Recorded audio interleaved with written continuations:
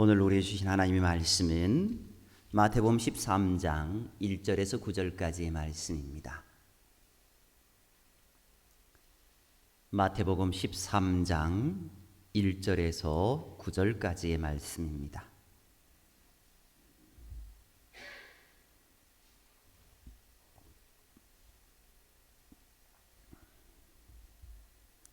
(1절에서) 9절 우리 한 절씩 교독하도록 하겠습니다. 1절입니다. 그날 예수께서 집에서 나가사 바닷가에 앉으시매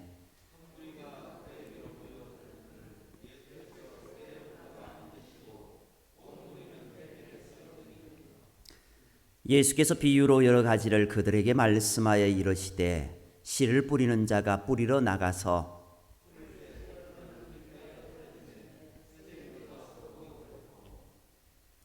들어는 흙이 얕은 돌밭에 떨어짐에 흙이 깊지 아니하므로 곧 싹이 나오나 들어는 가시떨기 위에 떨어짐에 가시가 자라서 기운을 막았고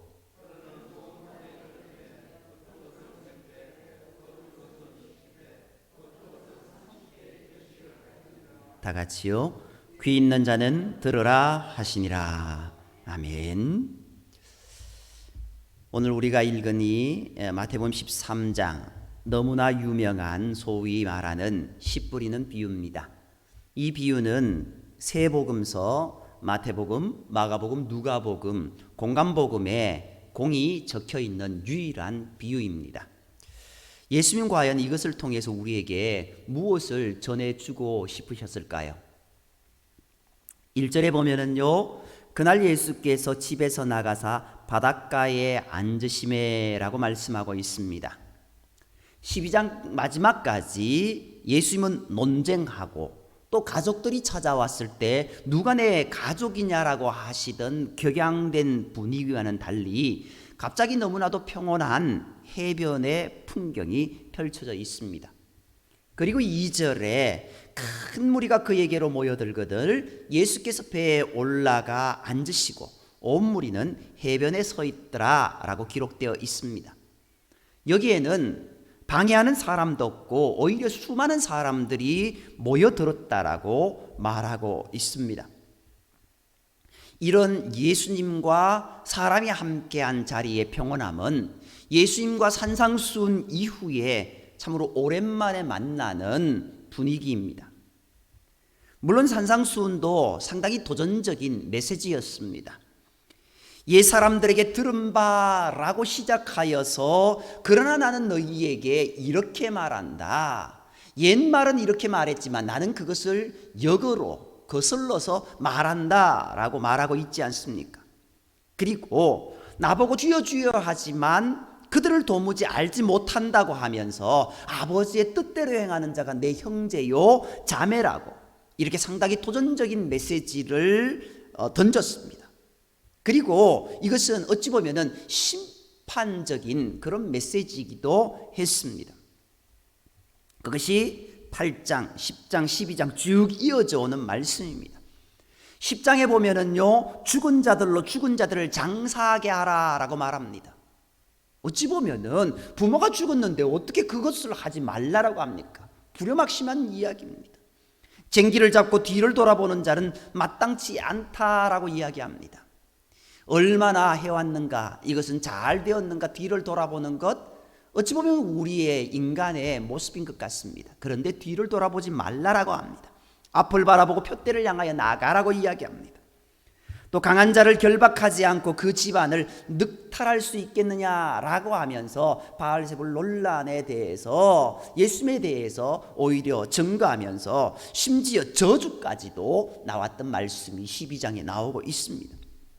그러던 이때까지의 분위기에서 갑자기 평온한 해변이 펼쳐지며 그렇게 우리와 만나는 장면, 성도와 백성들과 만나는 그 모습이 이어지고 있습니다.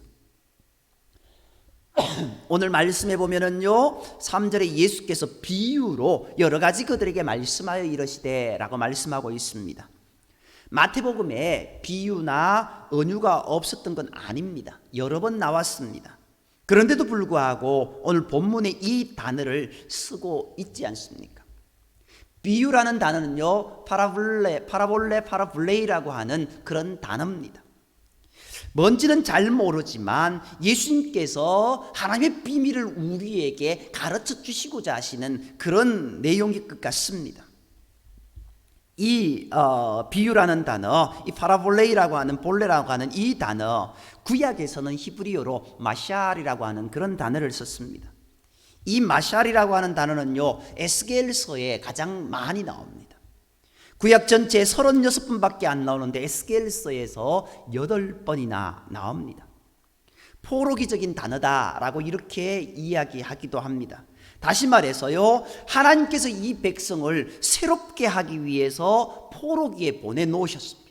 그들이 하나님을 올바로 섬기지 못하니까 그들을 채찍질 치셔서 포로기에 보내놓으셨습니다. 그리고 그들을 가르치시기를 원하셨는데 어떻게 해서 이 백성들이 돌아올까? 돌아오지 않는 겁니다. 결국 백성들이 마음으로 스스로 깨달아야 됩니다. 그 모습이 이 비유라는 단어, 마살이라는 단어에 나타나고 있습니다. 그래서 비유는요, 가르치는 것도 이해시키는 것도 아닙니다. 우리가 흔히 비유를요, 이해하기 좋게 이렇게 단어를 바꾸어서 그렇게 가르쳐주는 것으로 이해하고 있습니다. 그런데요, 실제적인 이 비유는요, 우리에게 가르치는 것도 이해시키는 것도 아니고 그 마음을 흔들어 놓는 그런 말입니다. 마음이 깨우쳐지기 위해서 하는 것이 비유라는 겁니다. 신약 성경에서 50번 나타나는데 마태복음에서 17번 나타납니다. 마가복음에서 13번 나타나고 누가복음에서 18번 나타나고 그리고 히브리서에 2번 나타납니다. 50번이나 나타나는 이 비유라는 단어를 통해서 우리가 어떻게 되기를, 무엇을 깨닫기를 원하시는지 우리가 그것을 알아야 됩니다. 실제로 복음서 자체가 우리를 가르치거나 우리를 이해시키려는 것은 아닙니다. 우리가 어떻게 살아가야 될지에 대해서 그것을 깨닫게 하기 위함입니다. 아니, 내 마음을 쪼개기 위한 말씀이 복음서의 말씀입니다. 히브리인들 사도행전에 너희들이 예수를 죽였더라고. 그랬을 때 그들이 어떻게 합니까? 우리가 어찌할꼬 가슴을 치며 가슴을 쪼개며 바울 앞에서 고백하는 모습을 보게 되지 않습니까? 베드로 앞에서 고백하는 모습을 보지 않습니까? 복음서가 예수님을 가르쳐주는, 예수님을 알려주는 말씀이기도 하지만 오늘 우리의 삶을 쪼개는 말씀인 것을 우리가 깨달아야 됩니다. 그러나 기독교는요, 여기에 올인하지 않습니다. 뭐든지 가르치고 배우고 이해하고 깨닫고 그렇게 하려고 합니다. 그런데 그게 아니라는 겁니다. 하나님의 말씀은 내가 잘 이해한다고, 잘 안다고 되는 것이 아니고 하나님의 말씀으로 내 가슴이 쪼개어져야 되지 않습니까? 며칠 전에 요 바로 앞 정혜종 권사님 걸어오시는 그 사거리, 그 사거리의 타이어 가게 옆에 보면은요, 포항을 사랑하는 교회라는 그 교회가 있습니다. 네, 이제 신호 맞은편에 그 교회를 이렇게 보다 보니까 그 밑에 문구가 이렇게 적혀 있어요. 정확하게 지금 생각이 나지 않는데, 쉽게 말해서 우리 교회는 기독교를 가르쳐주는 교회가 아닙니다. 말씀대로 살도록 행하도록 하는 교회입니다 라는 그런 지금 정확한 문구는 생각나지 않은데 그런 문구가 적혀져 있습니다. 교회는 예수를 가르쳐주는 곳이다, 맞습니다. 그런데 아니다라는 겁니다. 예수의 말씀대로, 하나님 말씀대로 살도록 행하도록 하는 곳이 교회라는 겁니다. 그렇기 때문에 교회라는 그 속에서 우리는 훈련받는다라고 이야기하지 않습니까? 오늘 이 비유도 마찬가지라는 겁니다. 내 마음이 쪼개어져서 이 비유의 말씀을 듣고 내 마음을 쪼개고 내가 어찌할꼬 내가 어떻게 해야 될까를 고민하게 만드는 말씀이 오늘 이 비유의 말씀입니다. 그래서 이 비유가요, 마태복음 13장에서 12번 상징적인 숫자를 사용합니다. 13장에 들어왔지 않습니까? 13이라는 숫자가요, 참 의미가 깊은 숫자입니다. 13이라는 숫자는요, 새로운 출발을 의미하는 숫자입니다. 그런데 12라는 숫자는요, 완전수입니다. 완전수, 하나님의 완전한 숫자. 그런데 11이라는 숫자는요, 어떤 숫자냐? 불완전한 숫자입니다. 세상의 통치, 우리는요, 세상의 불완전한 숫자를 넘어서, 불완전을 넘어서 하나님의 완전한 은혜의 자리로 들어온 자들입니다. 그런 자가 이제 어떻게 해요? 하나님의 은혜의 자리로, 그리고 하나님의 은혜로 새 출발을 하게 된다는 겁니다. 그렇게 되는 것이 13장에 나옵니다. 그 새 출발의 장소가 어디인가, 새 출발을 누구와 해야 되는가가 여기에 들어가 있습니다. 뭔 열매를 많이 맺고 안 맺고 그것이 중요한 것 아닙니다. 우리는 100배, 60배, 30배의 결실을 맺느니라, 이것이 우리에게 꽉 박혀 있습니다. 우리가 100배의 결실을 맺어야 되고 60배의 결실을 맺어야 되고 30배의 결실을 맺어야 된다라는 그 생각으로 꽉 잡혀 있습니다. 그런데 그것이 중요한 것이 아니다라는 겁니다. 이 13장을 만날 때 우리의 마음이 흔들려져야 됩니다. 세상을 따르든 거짓을 말하든 마음이 굳게 하게 서가지고 있던 그 모든 것들 이제 다 깨부서지고 하나님의 말씀으로 다시 쪼개어져서 하나님 앞에 나와야 됩니다. 하나님의 말씀 앞에 내 가슴이 아파야 됩니다. 그 이유는 오늘 34절 35절 말씀을 보면은요, 읽지는 않았지만 비유로 말씀하신 까닭이 이렇게 나옵니다. 예수님께서 이 모든 것을 무리에게 비유로 말씀하시고 비유가 아니면 아무것도 말씀하지 아니하셨으니 이는 선지자를 통하여 말씀하신 바 내가 입을 열어 비유로 말하고 창세부터 감추인 것들을 드러내리라 함을 이루려 하십니다. 선지자로부터 창세로부터 드러내리라고 하신 그 말씀이 무엇일까요? 오늘 이 마태복음 13장의 핵심이 무엇일까요? 씨를 뿌리러 나갔다라는 겁니다. 씨를 뿌렸는데 어떤 밭에 뿌렸고 어떤 밭에 뿌렸고 어떤 밭에 뿌렸고 어떤 밭에 뿌렸는데 어떤 밭은 열매 맺지 못했고 어떤 밭은 열매 맺었다라는 겁니다. 그 씨가 무엇이냐라는 겁니다. 그 씨가 무엇이냐라는 겁니다. 오늘 35절 말씀을 보면은 어떻게 해요? 창세부터 감추인 것이라고 이야기합니다. 결국 그것은 무엇일까요? 바로 예수 그리스도라는 겁니다. 예수 그리스도 구원의 생명의 씨앗을 우리에게 주셨습니다. 그런데 생명의 씨앗, 구원의 씨앗을 우리에게 주셨지만 많은 사람들이 그것을 받아들이지 못했습니다. 길가밭이 되었고 돌짝밭이 되었고 가시떨기밭이 되었습니다. 오늘 우리에게 이 씨가 깊이 박힌 그런 잘 싹이 트는 그런 모습이 되어야 됩니다. 그리고 그 싹이 터서 열매 맺는 모습이 되어야 됩니다. 오늘 이 말씀이요, 종국적으로 보면은 하나님 나라의 비유라고 이렇게 이야기합니다. 뭔 이게 하나님 나라의 비유냐라고 이야기하지만 결국 좋은 땅에 떨어져 씨앗이 열매 맺고 열매 맺는 성도는 어떤 모습이 될까요? 하나님 나라의 백성이 되고 영원한 저 천국의 백성이 된다라는 것을 여기에서 이야기하고 있습니다. 결국 우리가 거룩한 백성이 되어서 하나님 나라에 들림받게 되는 그 모습까지 나아가는 것, 그것의 출발점이 무엇인가? 우리에게 복음이 선포되어졌다라는 겁니다. 복음이 선포되어졌는데 그 복음을 우리가 얼마나 받아들였느냐, 얼마나 졌는가라는 겁니다. 비유로 말하는 이유 예수님이 설명합니다. 오늘 10절에서 17절까지 나오는데요, 어떤 사람에게는 이게 열리는 거지만 어떤 사람에게는 감추어진 것이라고 이야기합니다.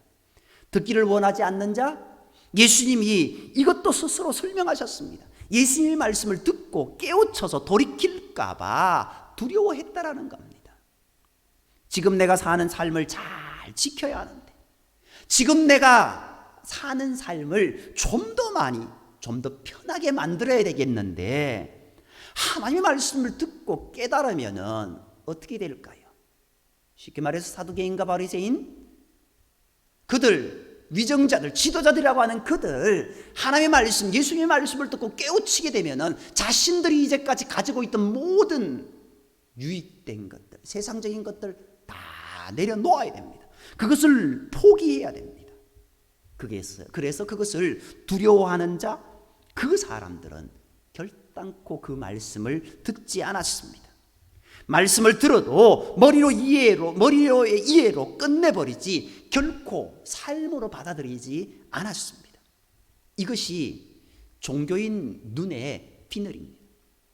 종교인은 나는 다 보고 있으니 내가 원하는 것만 더 가지면 돼. 나를 바꿀 필요는 없어.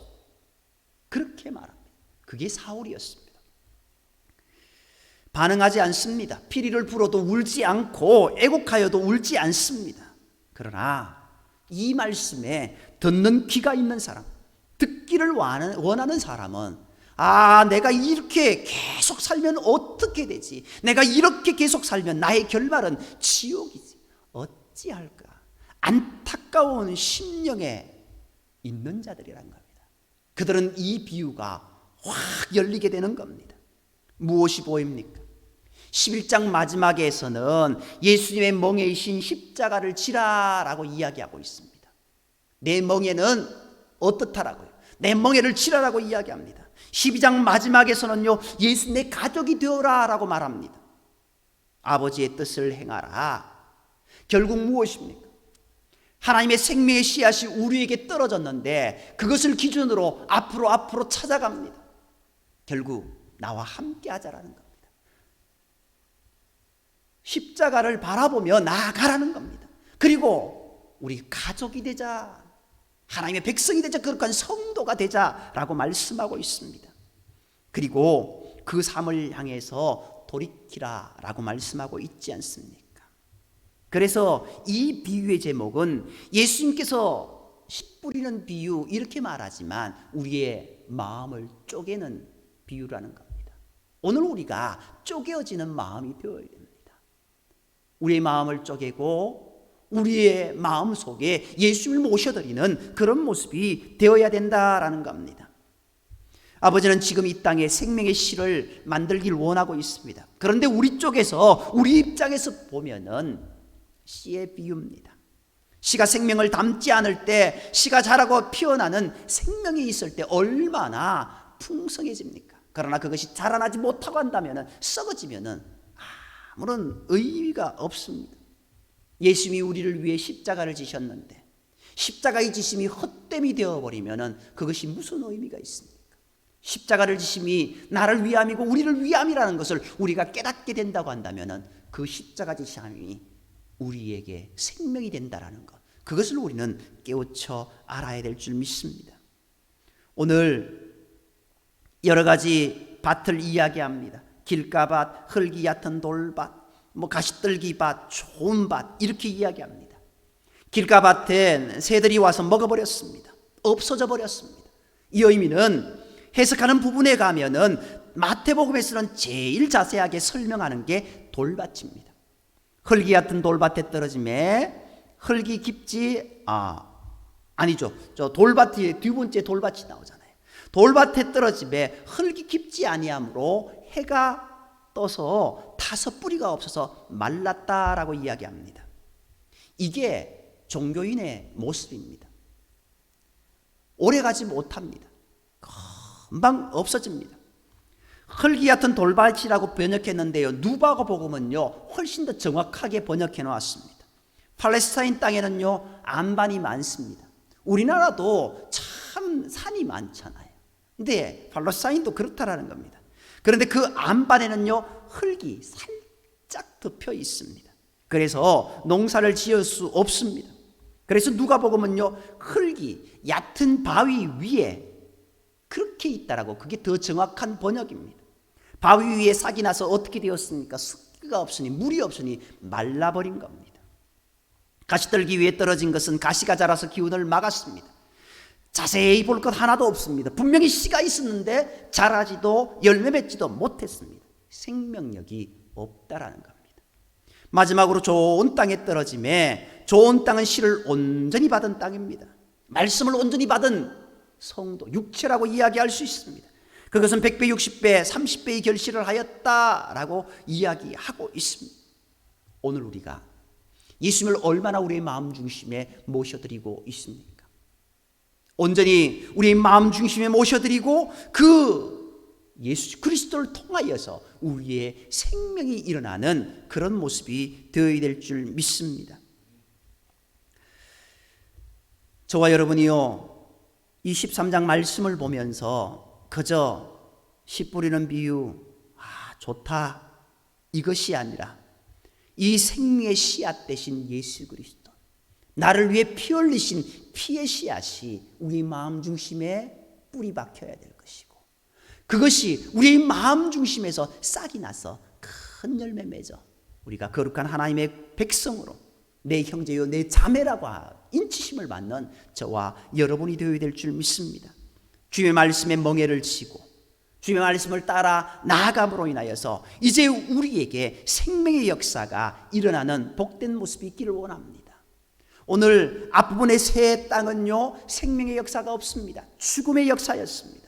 그러나 마지막 예수 그리스도를 온전히 모신 그 밭은 생명의 역사가 일어났습니다. 죽음이 아니고 생명의 역사가 오늘 우리에게 있어져야 될 줄 믿습니다. 시편 1편 3절 말씀에 보면은요, 그는 시냇가에 심은 나무가 철을 따라 열매를 맺으며 그 잎사귀가 마르지 아니함과 같으니 그가 하는 모든 일이 다 형통하리라 라고 말씀하고 있습니다. 그런데요, 여호수아 1장 8절 말씀을 보면은 이 생명의 형통함이 있기 위해서 우리에게 어떤가 삶을 살아야 되는가에 대해서 분명히 말씀하고 있습니다. 여호수아 1장 8절요, 이 율법책을 내 입에서 떠나지 말게 하며 주야로 그것을 묵상하여 그 안에 기록된 대로 다 지켜 행하라. 그리하면 내 길이 평탄하게 될 것이며 내가 형통하리라 라고 말씀하고 있습니다. 지켜 행하라 라고 말씀하고 있습니다. 이해하라고 하지 않습니다. 비유를요, 우리는 이해해야 된다라고 이야기하고 있습니다. 그런데요, 비유는 이해하는 것이 아닙니다. 비유를요, 지켜 행해야 됩니다. 비유를 깨달아라, 감동받아라가 아닙니다. 지켜 행하면 내 길이 평탄하고 평통하리라 라고 말씀하고 있습니다. 오늘 우리에게 이것이 있어야 된다는 겁니다. 정말 우리의 마음속에 이것 깨달아 아는 것으로 중요한 것이 아닙니다. 지켜 행하는 것이 중요하다라는 것, 그것을 우리가 깨달아야 된다라는 겁니다. 하나님과 함께하며 하나님의 말씀 가운데 그대로 행하는 것, 행하는 자가, 행하는 곳이 교회고 행하는 자가 성도라는 것, 저와 여러분이 깨달아야 될 줄 믿습니다. 교회는 예수 그리스도를 가르치는 곳 맞습니다만 아닙니다. 예수 그리스도를 마음에 품도록 하는 곳입니다. 그리고 마음에 품고 우리가 그 말씀대로 살아가도록 하는 것이 교회다라는 것, 그것을 깨닫고 우리의 생명의 씨앗된 예수 그리스도를 우리의 마음 중심에 모셔드리고 그 주님의 말씀을 온전히 지켜 행하는 저와 여러분이 되기를 간절히 소망합니다. 기도드리겠습니다.